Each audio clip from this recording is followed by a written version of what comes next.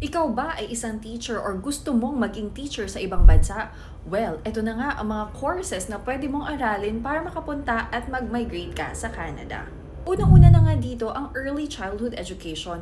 Di ba madaming daycare sa Canada? So once na matapos mong aralin ang course na ito, pwede kang pumasok sa mga daycare centers.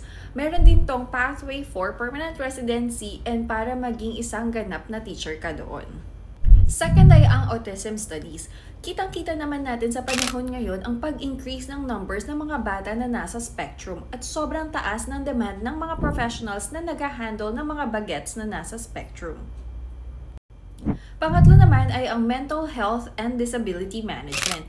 Very rampant ngayon ang mga may mental health issues and 20 to 30 years ago, wala pang masyadong course or program na tinuturo dito.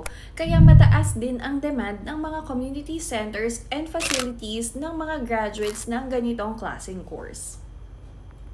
Pang-apat ay ang social service worker program. Pag inaral mo ito, naku, sure na sure ako ang laki ng magiging sweldo mo, ha?